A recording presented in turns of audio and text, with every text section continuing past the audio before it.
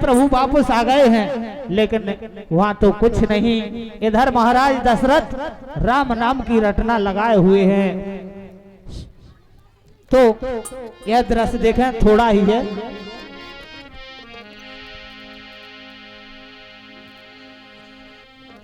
राम राम कह राम स्नेही, पुन कह राम लखन बेदेही।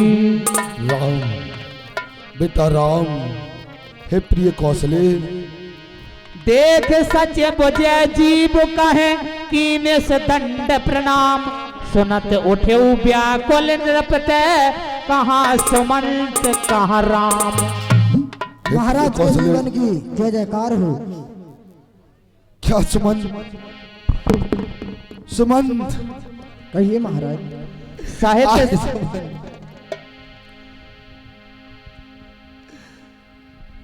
है सुमंत, कहिए महाराज। क्या साथ लिवा कर आए हो, या छोड़ विपिन में आए हो। सच सच बताओ हे सुमन, तुम इतने क्यों जमाए हो।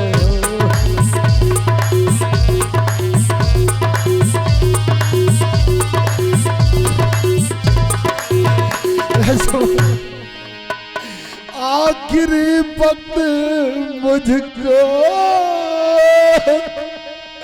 मुखड़ा दिखला दो राम का, किस तरह जीवते रहो अरसा है 14 साल।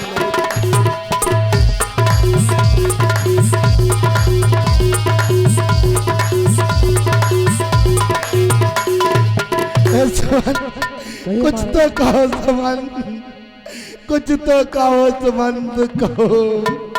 हे महाराज, क्या कहूँ कैसे कहूँ, मुझे कुछ समझ नहीं आता है। लेकिन बिन बताए भी अब चुप रहा जाता है।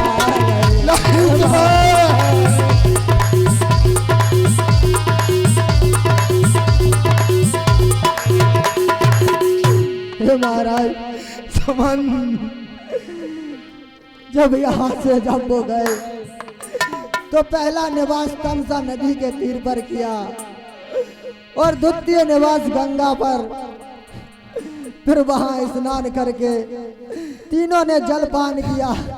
नहीं सुमन, नहीं सुमन। महाराज फिर आगे चलकर उनके प्रिय मित्र निषाद राज से भेंट हुई। तब वहां पर महाराज रात्रि विश्राम की और प्रातःकाल होते ही बट वृक्ष का दूध मंगाकर उन्होंने अपनी जटा बनाई और जटा बनाने के बाद उन्होंने मुझसे कहा कि आप यहीं से लौट जाइए और पिताजी की देखरेख कीजिए। तब मैंने उनसे कहा, नहीं प्रभु, अगर आप नहीं जाना चाहते हो तो वैदेही सीता को मेरे साथ भेज दीजिए। वो तो कम से कम जहाँ उसे सही लगे, सासरे या मायके। लेकिन वो एक पतिव्रता निकली महाराज। उन्होंने भी मेरे साथ आने से मना कर दिया महाराज। सुमन, सुमन, किस तरह धीरज धरूं? महाराज धीरज धरिए महाराज। नहीं सुमन, कौन सी अब आस है, मैं तड़पता ही रहूंगा।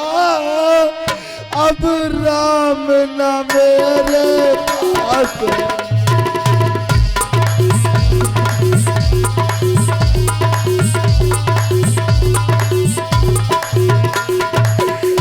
लक्ष्मण महाराज ले चलो राम के पास मुझे,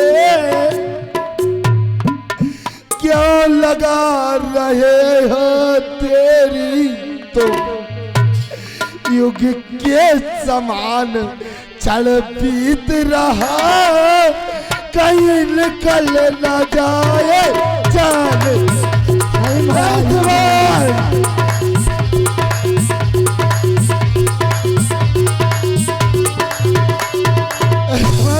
महाराज मुझे बेटा राम के पास ले चलो, नहीं नहीं महाराज तो समन मेरे प्राण निकलने वाले हैं समन। 14 बरस बाद अब अवध में वह लौट करना आएंगे, जान दे देंगे अपनी, पर वचन से बोला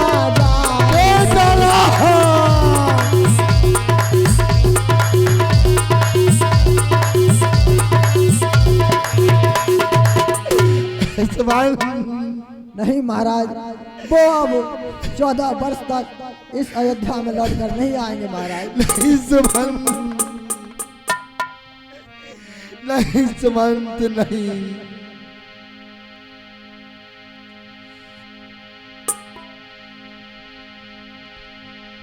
तापसी अंध श्राप सुध आई, कौशल्य ही सब कथा सुनाई।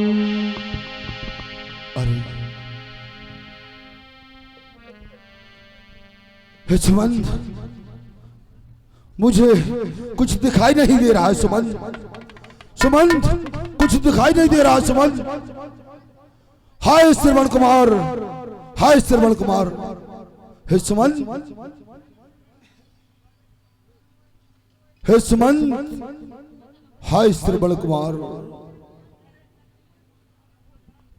सुमन, मैं समझ गया सुमन, हे प्रिय कौशले मैं समझ गया, समझ गया, समझ गया।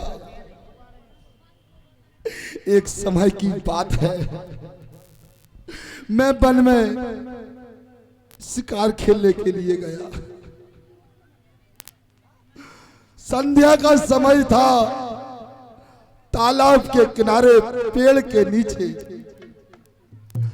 मैं शिकार के उद्देश्य से छिपकर बैठ गया। तालाब में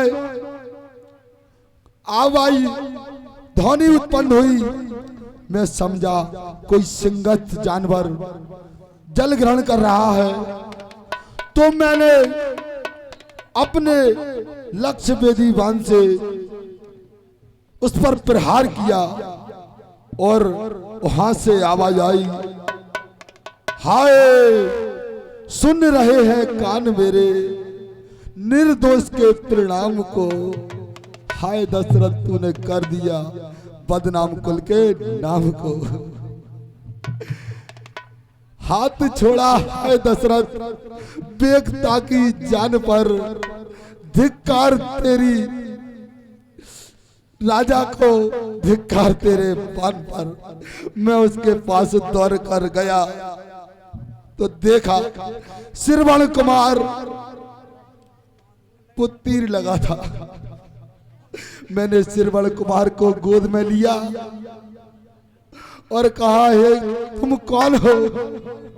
उन्होंने परिचय दिया और कहा, मैं अपने माता पिता को जल लेने के लिए आया था, तुम सिर्फ इतना ही कर देना कि ये जल मेरे माता पिता को दे देना, और जल पिलाने के बाद सादा वृतांत बता देना। मैं वह जल लेकर माता पिता के पास गया। मैंने कहा, जल ग्रहण कर लो। तो उन्होंने कहा, तुम कौन हो? और बेटा श्रवण कुमार कहाँ है?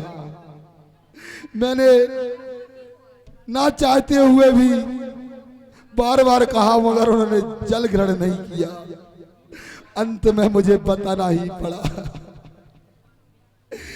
हे कौशले, उन माता पिता ने मुझको श्राप दिया, ये दशरथ जिस प्रकार हम अपने पुत्र के वियोग में प्राण छोड़ रहे हैं, वैसे ही तुम अपने पुत्रों के वियोग में प्राण छोड़ोगे।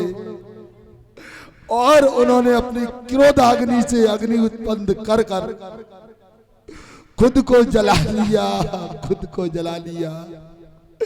अब वही श्राप पूर्ण होता दिखलाई देता है, जाते हैं प्राण मेरे, बस यही श्राप मम प्राण देता है। हाँ रघुनंदन प्राण प्रीते, और तुम बिन जियत बहुत दिनों बीते। हे बेटा राम, रघुकुल को आनंद प्रदान करने वाले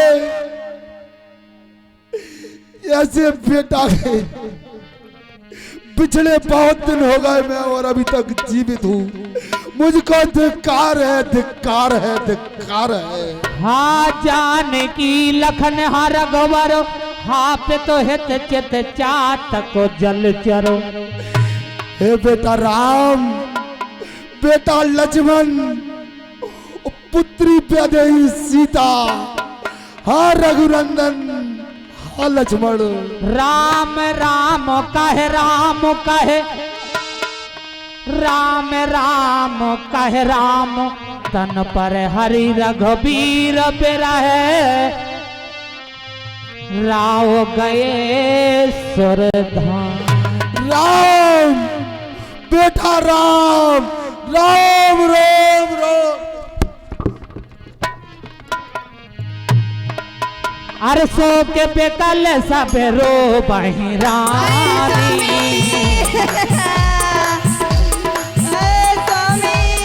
रूप शील बल तेज बखानी।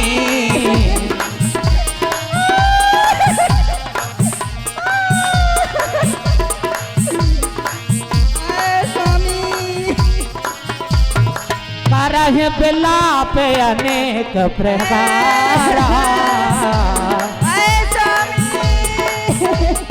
पारहि भूमि तल पारहि बारा। हाय विधा